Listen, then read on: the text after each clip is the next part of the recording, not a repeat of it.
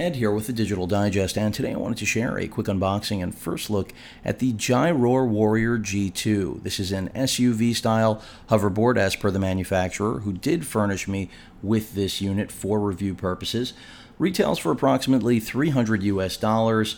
I think it goes a top speed of 9 miles per hour, somewhere in that vicinity. Maybe it's a little bit less, and I believe it gets between 8 and 9 miles on a single charge. Of course, I'll correct any of that if there are any discrepancies with my information. It does have Bluetooth to sync up with its own app, as well as lighting control and a speaker on board, stereo speakers on the bottom. So with that said, let me go ahead and get this thing out of the box so you can see what it looks like.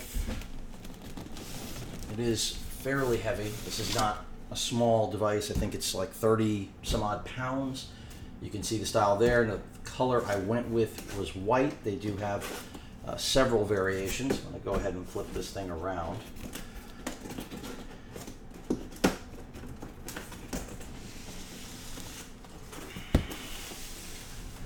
Try not to take out the tripod in the mix. Get a better angle on this. So right out of the box, you can see we have some 3M adhesive, what appears to be the charging cord. I'll get this out of the box, and the user manual, but let me go ahead and move this to the side.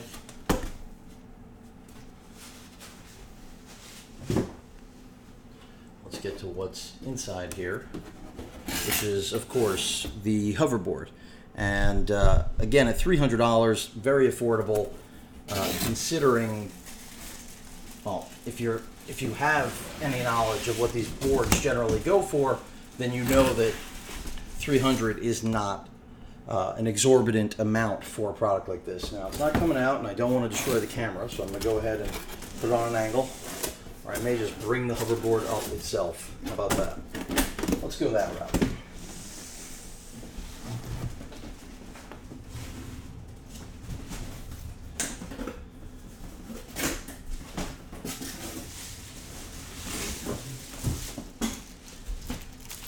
And here we have it.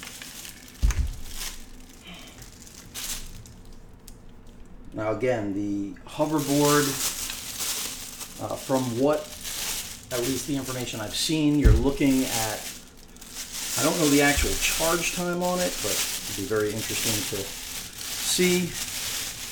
But if it does actually give you a 9-mile charge, as long as you don't, injure yourself, it's beyond just a novelty, in my opinion. It actually does have a practical place. I'm going to go ahead and try to power it on. You can see we've got lights here, and there are tail lights and front end lights on this thing. Take a look at the rims. I mean, it's definitely cool. There's no question about it. And that's why when I was asked if I would be interested in reviewing it, I said sure. So I believe the power button right here, you can see both the power button as well as the charging port right here on the right side, power button on the left. Go ahead and hit that, see if it's got a charge. And it does. So you can see it's already self-balancing. Essentially what we've got in play right now is that the left side is self-balanced. It looks like waiting for the right side. Or actually, this is inverted because you can see it's the lights on the front end right now are blue. I can't actually show you because I can't move it. So on the rear, which is here, they should be red, which from what I know is the way that this hoverboard works and maintains itself. So this is the front, this is the back, and then once you actually put a foot on here, this will light up to indicate that it is now ready to go. And that's pretty much it. And you check battery life, all of those things from, again, the application. In terms of the charging cord, let me just break that out.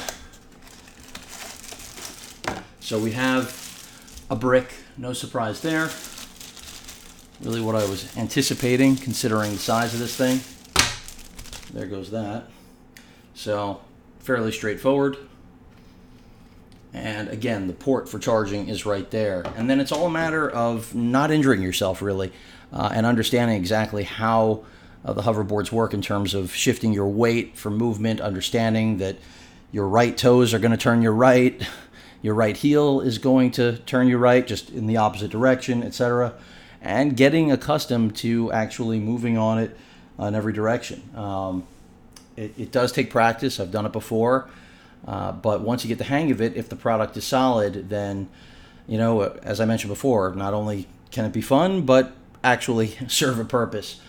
So I will be testing this out now. Gyroor does market it as an off-road hoverboard. That's not something done too frequently. So supposedly it goes beyond regular traditional paved surfaces. I don't know how daring I will be personally with it, but I'm going to find out in my, testing and use on a, I don't know, I won't say daily basis, but as I start to actually put it through the paces over the course of the next week. And of course, I'll be reporting back to all of you. Otherwise, not sure what the included rubber adhesive is for. I'm sure that it's covered in the instruction manual. But again, this is apparently the Drift series. I did not see that on the box. But it is the G2 and it's the Warrior. Gyroor does make a wide variety of hoverboards. This is, I think, really the mid-tier level. They have a more expensive model coming out that is inspired by F1 racing. That is far more expensive. And as far as I know, the big feature on that one is that it does have a removable battery. The battery on this unit is built in. Uh-oh.